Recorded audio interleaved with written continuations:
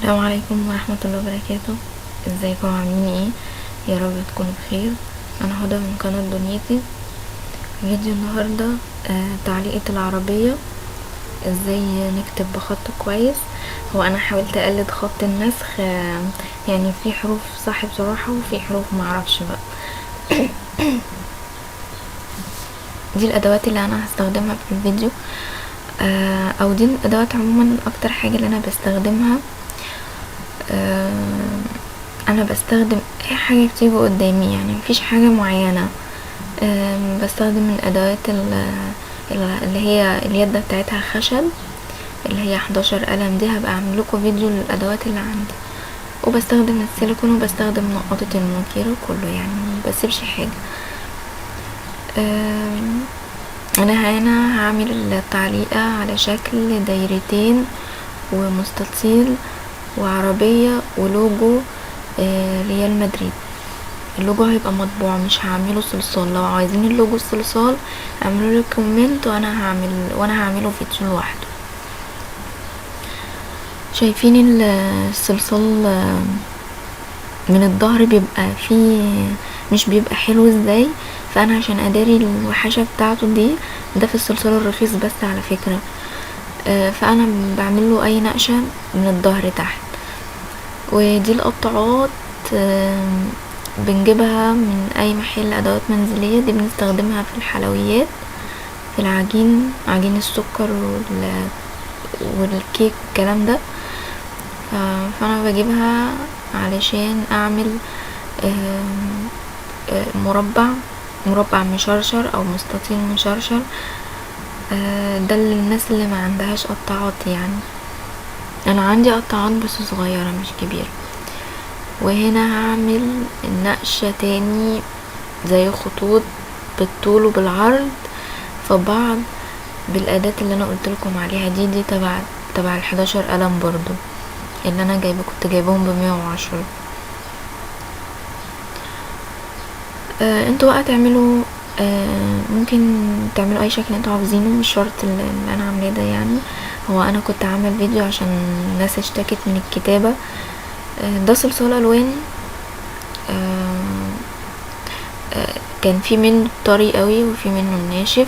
يعني اللون بالمناسبة اللون اللي الظاهر بنفسجي ده مش بنفسجي، ده لون بيقولوا عليه بنفسجي محمر، او بيقولوا عليه زهري، اللي هو بيبقى محمر شوية زي الفوشيا كده، بس مدي على بنفسجي او مدي على زرق. هما بيقولوا عليه زهري.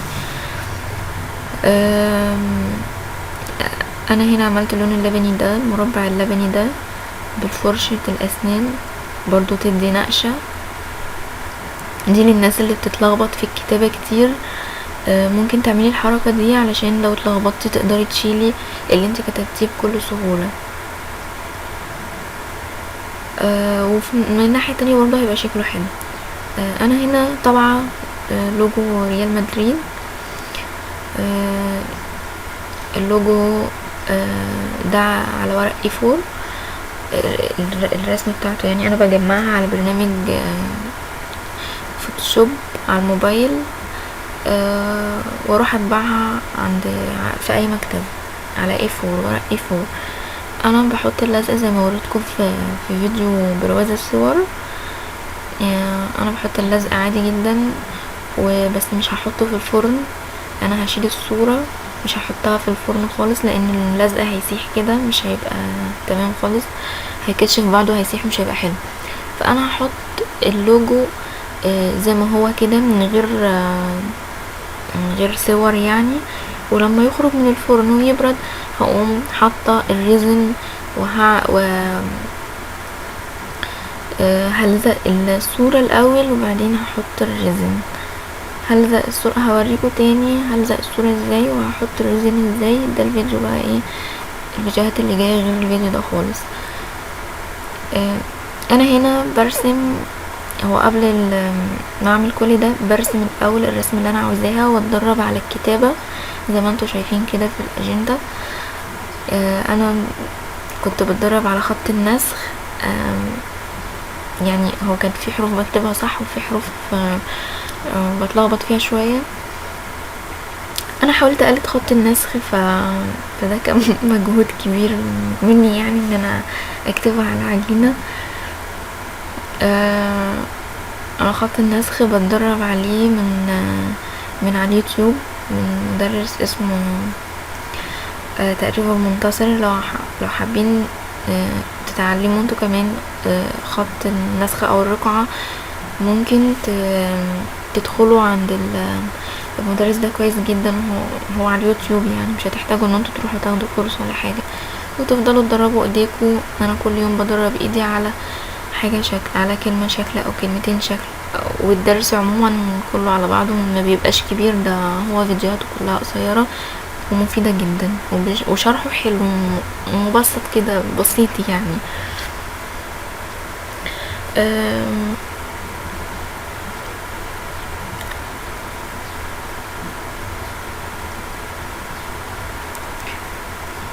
لو معرفتوش تكتبوا بقى بالخط اللي انا كاتباه ده، مع ان هو سهل والله، لو اتدربتوا عليه هتلاقوه سهل معاكم في العجينة كمان، اسهل من الورقة والقلم الجاف والكلام ده. انا هنا كتبت 2 ياء بتاعت يستر، بدل ما اكتب ياء واحدة كتبت 2 ياء، بس انا هغيرها. انا اتلخبطت يعني، او نسيت، ما خدتش بالي، او اندمجت في الكتابة. فدي كانت غلطة مني، وانا هشيلها قدامكم دلوقتي.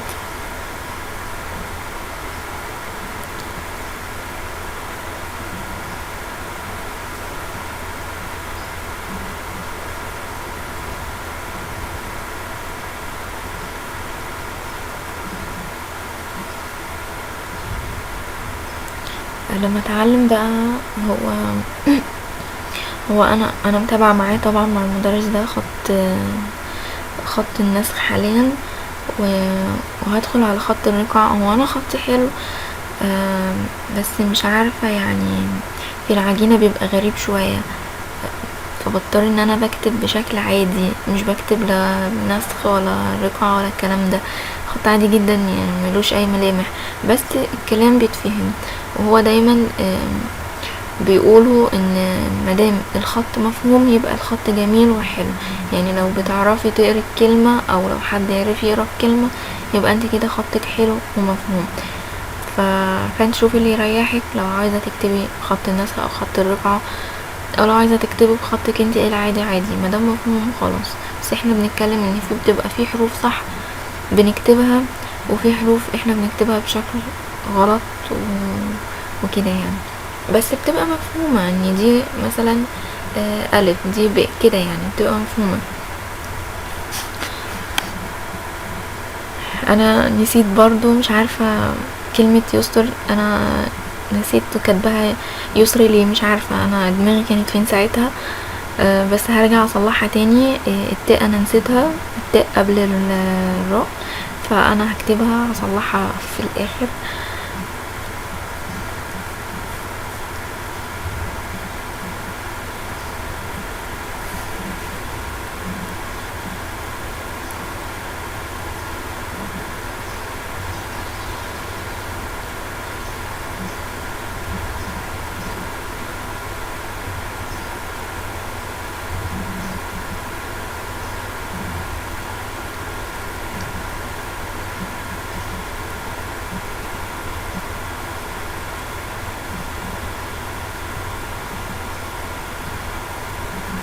الهمزة بتبقى عاملة زي الزجزاج، مش بتبقى عاملة زي العين.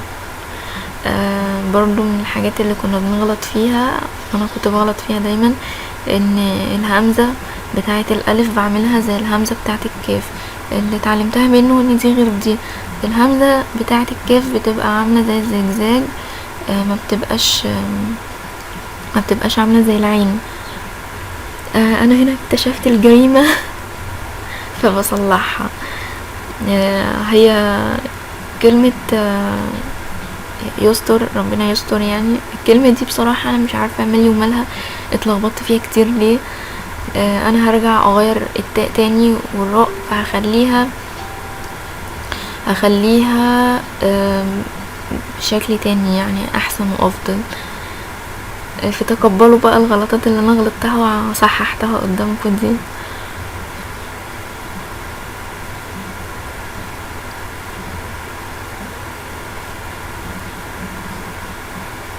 لو حسيتوا يا جماعة ان الفيديو طويل، رغم اني انا مسرعاه، لو حسيتوا ان هو طويل تقدروا من على اليوتيوب تبطئوه، ولو عاوزينه اسرع فامكانكم ان انتوا تسرعوا برضو لو حاسين ان هو كبير قوي، وممكن تسرعوا بزيادة لو عاوزين يعني.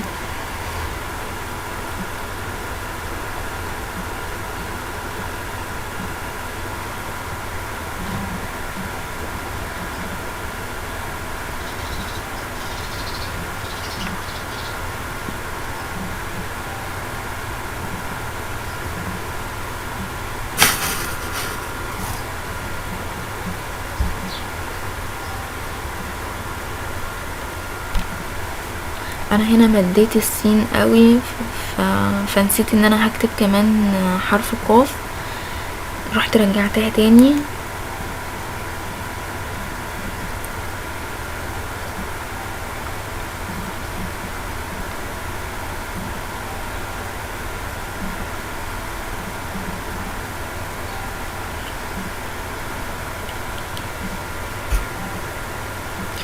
هو التعليقة دي انا ما كملتهاش للاخر، هي لسه هتستوي، بس انا لسه عندي شغل ف فمش هسويها دلوقتي.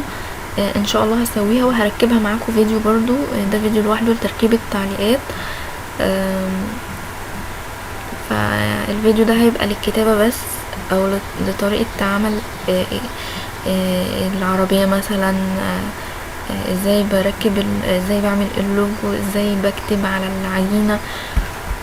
فده الفيديو ده هيبقى كويس جدا للمبتدئين، لان هو مفهوش احترافية، هما بس دايرتين ومستطيل، والعربية بعملها بايدي مش بستخدم ادوات يعني. بصوا كلها حاجات بسيطة وكله بايدينا، تقريبا انا ما استخدمتش ادوات في الفيديو ده. هما حاجات بسيطة قوي اللي انا استخدمتها، ولولا ان دماغي كانت رايحة مني ما كنتش استخدمتهم كمان. يعني انا اتلخبطت كذا مرة، رغم ان هي المدل التعليقة سهلة، لكن انا اتلخبطت مش عارفة ليه، يمكن علشان كنت عاوزة اكتب بخط احسن من كده. لكن هي طلعت معايا كده بصراحة. وعايزة اقولكوا ان ان انا مسرعاه على 25 دقيقة، في 25 دقيقة بالنسبة للتعليقة كتير قوي. هي بتاخد اقل من كده بدون تسريع يعني، بس زي ما قلتلكوا انا اتلخبطت فيها كتير ودماغي ما كانتش فيا. فده بيأثر. لازم علشان تبتدوا شغل لازم تفضوا دماغكوا خالص من كل حاجة. اللي عندها اولاد تسربهم، معرفش توديهم فين، بس توديهم في اي حتة، لان يعني بجد الولاد دول بيبهدلوا الدنيا جدا. يعني ما شاء الله انا عندي في نفس التعليقة دي برضو بنت اختي جت، كانت عاوزة تعمل زيي، هي صغننة بس بتشوفني وانا بلعب بالقطاعات الاستانلس، فحبت تعمل زيي، فكانت هتخرب لي كل اللي انا عملته ده، بس الحمد لله مامتها لحقتها بسرعة. فالشغل ده بيبقى عايز دماغ رايقة بصراحة، مش عايز حد يفكر في حاجة. هو اساسا يعني الشغل ده اولا انا مش بعتبره شغل، دي انا واخداه هواية قبل ما يكون شغل. ف ف فهو بيبقى عايز دماغ رايقة خالص، وهو اساسا بيفضي الدماغ، يعني بيخلي لما بتشتغلي الشغل ده خصوصا لو حاجة بتحبيها تخليكي مبسوطة وبتخليكي رايقة، مش بتشيلي هم اي حاجة. وربنا برضو يبعد عنا وعنكم كل هم.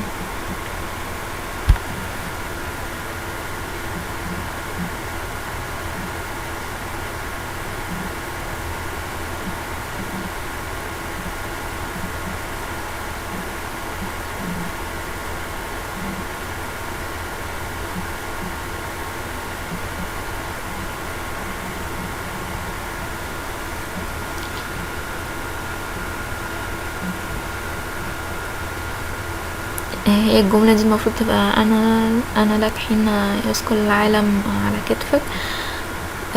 حين هنا انا هغير كتابة الياء برضو، ما عجبتنيش فهغيرها، مش هخليها على الحال ده.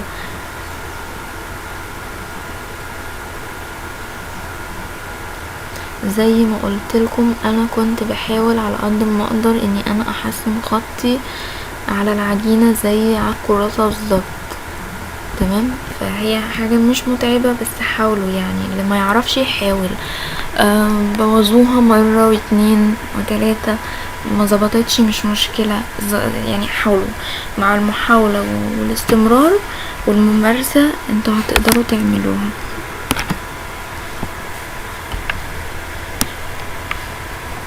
انا هنا غيرت الياء كده افضل بكتير، حسيتها كده احسن وشكلها حلو. ومن ناحية تانية ادتني مساحة للمكان للكلمة اللي تحت يعني.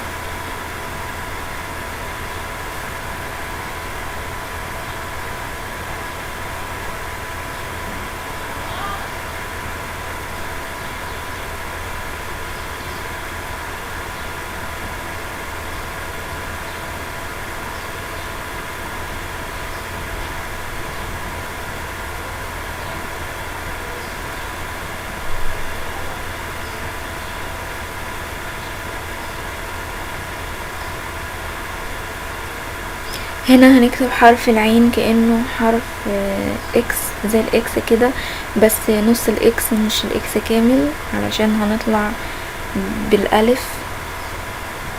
سهلة جدا وفي نفس الوقت كويسة ومش واخدة مكان برضو. احنا بنحاول نكتب كتابة يكون شكلها حلو وفي نفس الوقت ما تاخدش مساحة كبيرة واحنا بنشتغل، علشان مساحة برضو مهمة جدا، ان انت توفري مساحة، تقدري توفري مساحة للجملة اللي انت عاوزاها. ممكن انا كنت عاملة فيديو قبل كده لتعليق عربي برضو،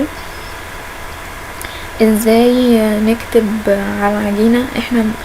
كنت انا في الفيديو ده محددة الاول في الناس اللي مش عارفة مثلا الكلام هياخد مساحة قد ايه او كده، ممكن تجيبوا خلة اسنان وتحفروا على العجينة، مش حفر اللي هو يعني، بس تحددوا الكلام اللي انتوا عاوزينه. مثلا انا لك تكتبوها بخلة الاسنان الاول، ومش تدوسوا قوي على العجين وانتوا بتكتبوا، لا دي حاجة بسيطة كده على الوش كده، علشان ما تحفريش جامد قوي مكان الكتابة.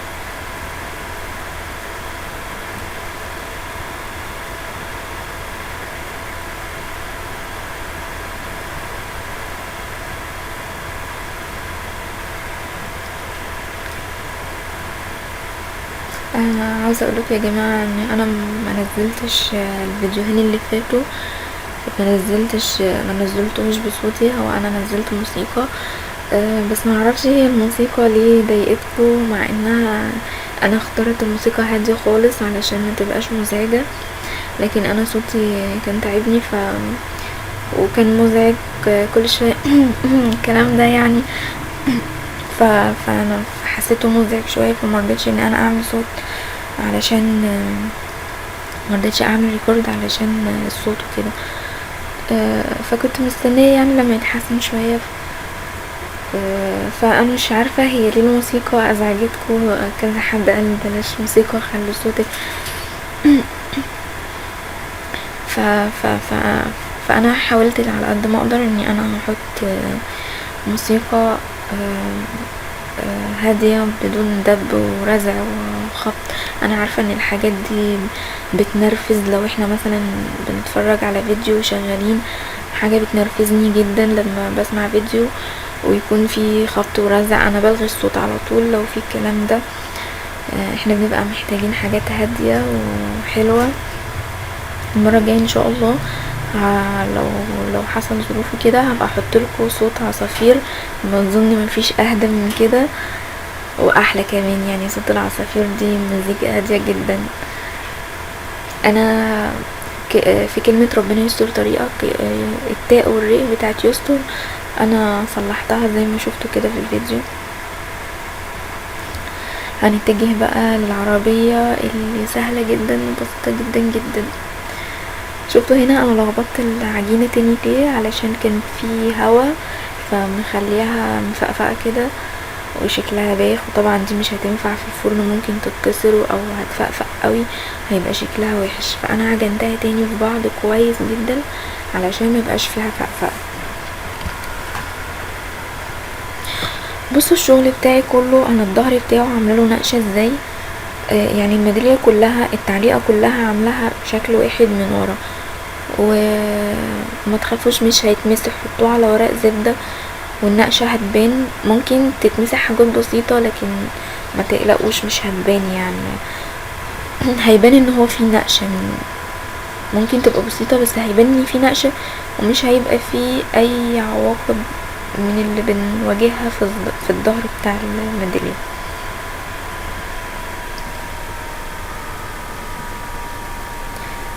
ممكن ما تستخدموش سلاحة قطر ولا تقطعوا الحته اللي انا قطعتها دي، ممكن تفضل كده زي ما انتوا عاملينها بايديكم. بس انا حبيت ان يبقى القبه بتاعه المرايه او اللي احنا بنعمل فيها يعني المرايه، انا حابه ان القبه دي تبقى كبيره مش حباها تبقى صغيره. كنت عامله فيديو عربيه قبل كده بس حسيت ان جودته مش حلوه، مش عارفه بقى جودته مش حلوه دي عندي انا عشان النت ضعيف ولا ايه بالظبط. بس حتى جيت شغلت الباقه وشفته لقيت جودته وحشه ومش عجباني. يعني كانت برضو طريقه شكل كده بس القبه ما كانتش عاليه بالطريقه دي. وهسيب لكم اللينك بتاع العربيه اللي فات برضو شوفوه يمكن يعجبكم، يعني حسب ارتياحكم دي او دي، هما الاتنين يعني مفيش فرق كبير بينهم.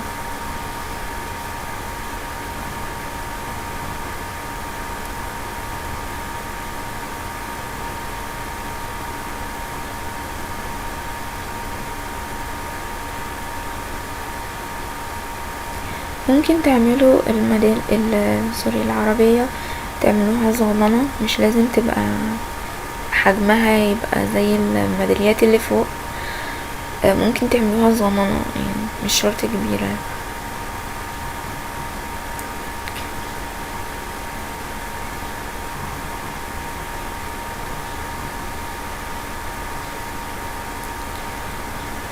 انا طبعا وريتكم السمك بتاع الميدالية او التعليقة بيبقى عامل ازاي. ممكن تعملوا ارفع عادي مش هيحصل حاجة مادام تسويته مظبوطة تمام. ممكن تعملوا اتخن بس انا ما بستظرفش الميدالية او المجسم يبقى تخين قوي بيبقى بايخ. الناس بتفكروا ان هو قبة هيبقى جميل بقى وهيبقى متين اكتر، لا بالعكس هو مش بيبقى حلو، بيبقى تقيل كده وعامل زي القبة. فانا لقيت ده انسب حاجة، ده الحجم الوسط السمك الوسط اللي انا بعمله. هنحط الشغل على درجة حرارة 130 والوقت هيتخبز وقت حوالي من 20 دقيقة ل30 دقيقة حسب المجسم ده.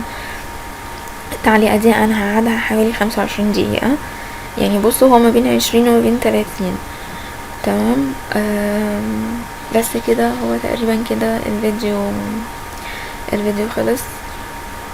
لو عجبكم بقى ما تنسوش تدعولي وما تنسوش لو مش مشتركين تشتركوا لايك وكومنت عشان يشجعني اكتر وحسسوني ان يعني لو الفيديو كان مفيد بالنسبه لكم ياريت تعرفوني علشان اعمل اكتر. وبسبب تشجيعكم بصراحه يعني انا بتحمس جدا ان انا اعمل فيديوهات اكتر، وربنا يقدرني بقى واعمل لكم كل يوم او كل يومين على الاقل فيديو. واشوف وشكم بخير وبالتوفيق للجميع ان شاء الله.